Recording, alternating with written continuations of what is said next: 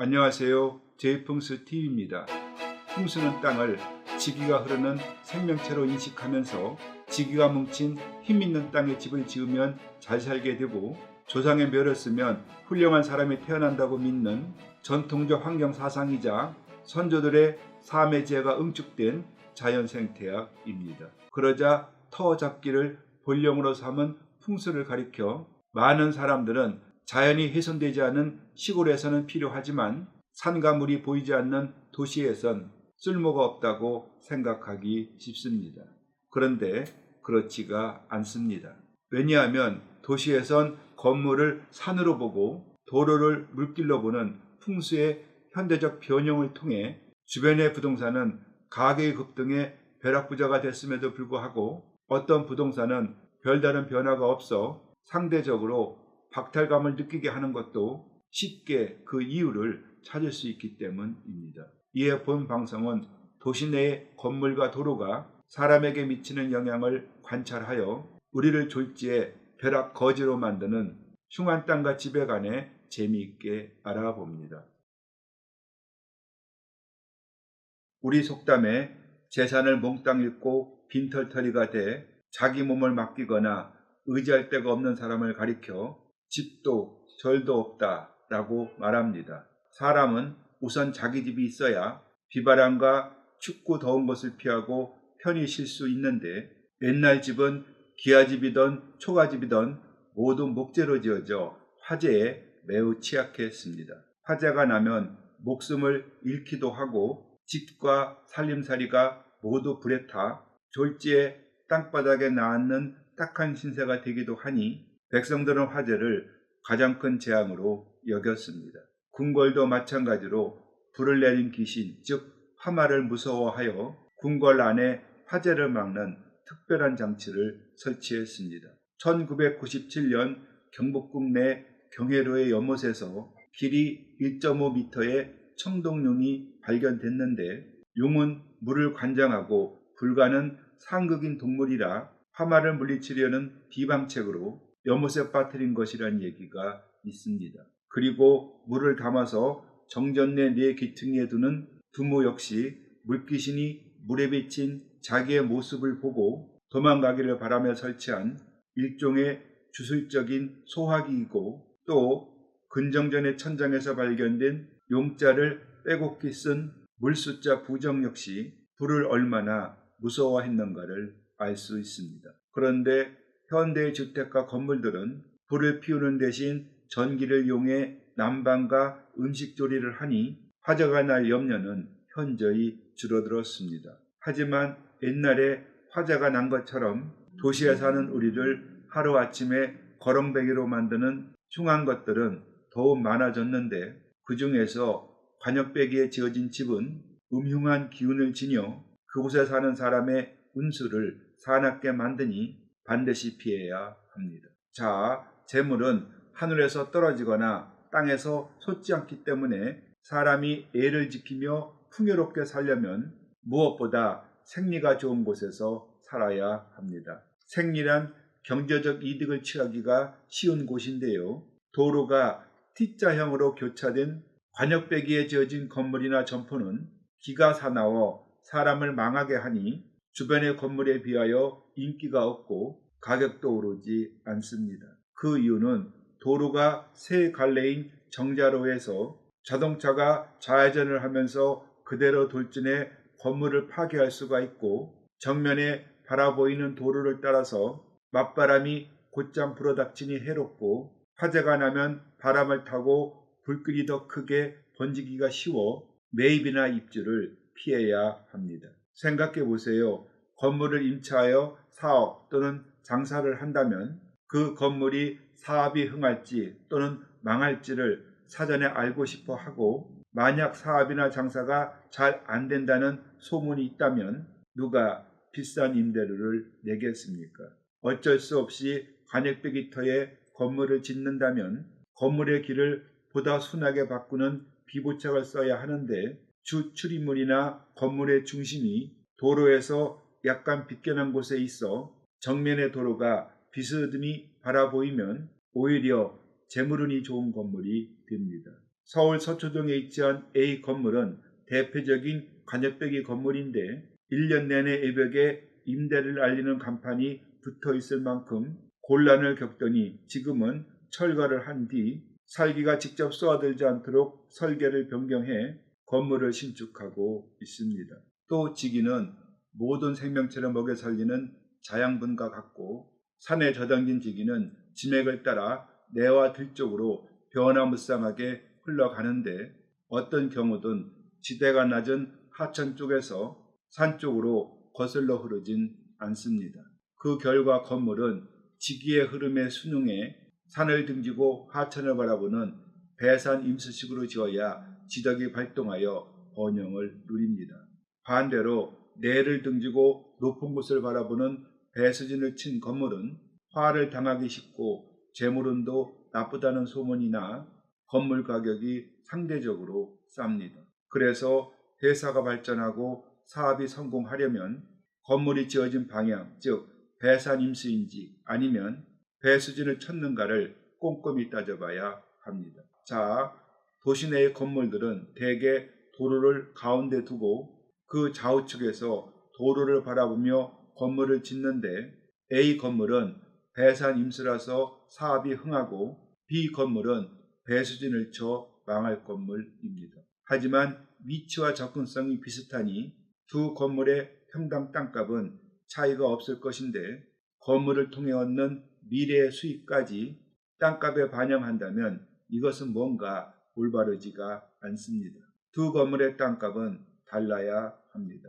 왜냐하면 건물의 방향이 잘못되면 말 잔등에 거꾸로 올라타 말꼬리를 붙잡고 뛰는 것처럼 지기를 거꾸로 받고 또 물을 등진 상황이라 살풍이 불어오고 재물운이 나쁘기 때문입니다. 따라서 땅값이 같다면 B 건물 대신 A 건물을 선택해야 벼락거지가 되지 않습니다. 그리고 도시 내의 건물을 살필 때 건물 뒤쪽에 축대가 있으면 지기를 역행한 배수진을 친 건물이 확실하고 비록 안정상은 문제가 없어도 건물의 기가 불안정하니 그런 건물과는 인연을 끊고 사는 것이 상책입니다. 어쩔 수 없이 배수진을 친 건물에 입주를 해야 한다면 앞쪽의 마당에 연못이나 분수대를 설치하거나 또는 무락을 설치하면 벼락거지가 되는 시기가 늦어지고 피해도 어느 정도 줄일 수 있습니다. 왜냐하면 지대가 높은 건물 앞쪽에 수경시설을 두면 실상은 그렇지 않으나 물은 지대가 낮은 쪽에 고이므로 억지라도 그쪽에 지대가 낮다는 풍수적 상징성을 얻을 수 있기 때문입니다. 그리고 낯선 사람을 만나면 인상을 봐 그 사람이 착한지 또는 악한지를 판단하듯이 도시 내에서 건물의 기름을 살필 때도 도로와 견주어 건물의 형태가 어떠한가를 봐야 합니다. 앞쪽 도로에 접한 면보다 안쪽으로 깊게 여유를 두고 지은 건물, 즉 속 깊은 집이 유복하고 오래도록 번영을 누리는데 이때는 건물의 뒤쪽이나 좌우 옆쪽의 도로폭은 상관치를 않습니다. 만약 건물의 앞쪽과 뒤쪽이 분명치가 않다면 사람의 경우 얼굴과 뒤통수가 잘 분별되지 않으면 사람이 아니듯 그런 건물은 음흉한 기운을 지녀 우리를 힘들게 할 수 있으니 피해야 합니다. 반대로 도로를 향한 앞면의 폭이 넓고 길며 안쪽으로의 깊이가 옅어 옆으로 길쭉한 집, 즉 속 얄팍한 집은 꺼리는데 이런 건물은 번창할 기운이 오래가지를 못해 건물 가격도 상대적으로 쌉니다. 그런데 이런 오래된 간습적 판단을 거꾸로 생각하는 사람이 많습니다. 즉 도로와 접하면이 넓고 긴 건물은 쇼 윈도우에 여러 상품을 길게 진열할 수가 있어 장사가 잘 될 것이라 생각합니다. 하지만 막상 장사를 해보면 그렇지가 않는데 도로를 걷던 사람이 쇼 윈도우에 진열된 상품이 마음에 들어 뭔가를 사고자 점포 안으로 들어왔을 때 속 얄팍한 가게는 안쪽에 공간이 좁아 상품을 다양하게 구비하지 못합니다.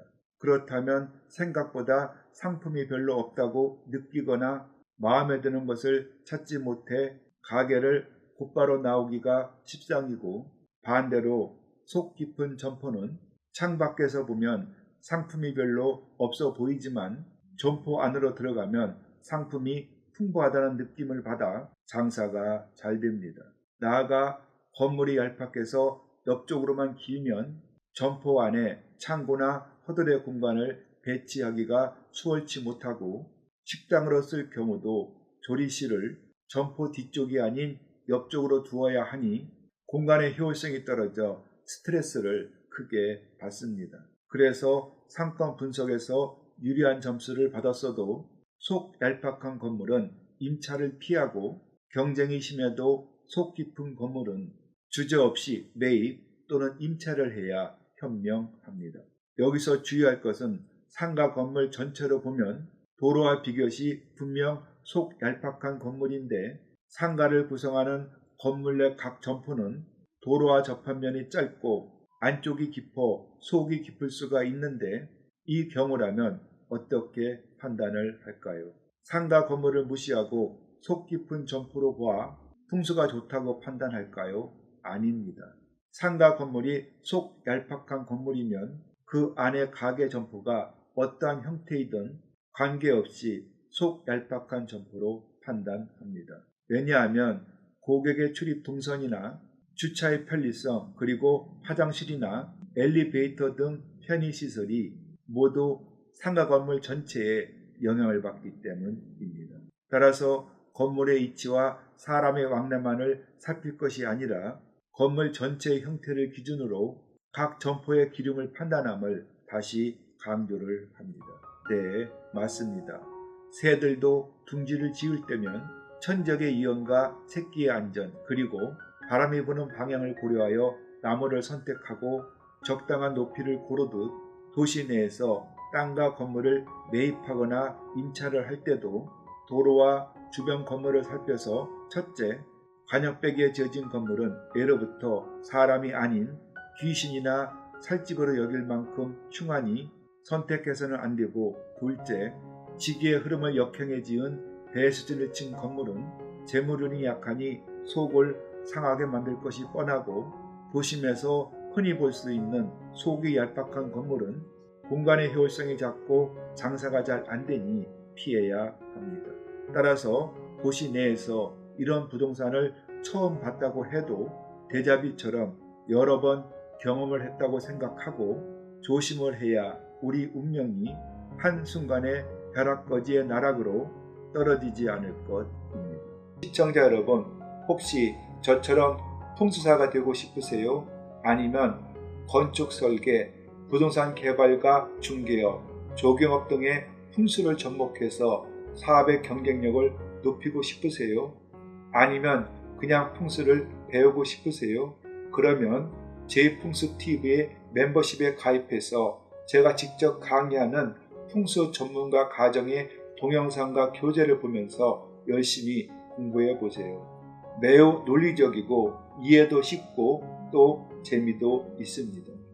멤버십에 가입하는 방법은 제이풍수TV 초기 화면에서 가입 버튼을 누른 뒤 제1단계 학지사 과정에서 또 가입 버튼을 누르고 결제 수단을 선택한 뒤 구매 버튼을 누르면 됩니다. 많은 관심과 참여를 바랍니다.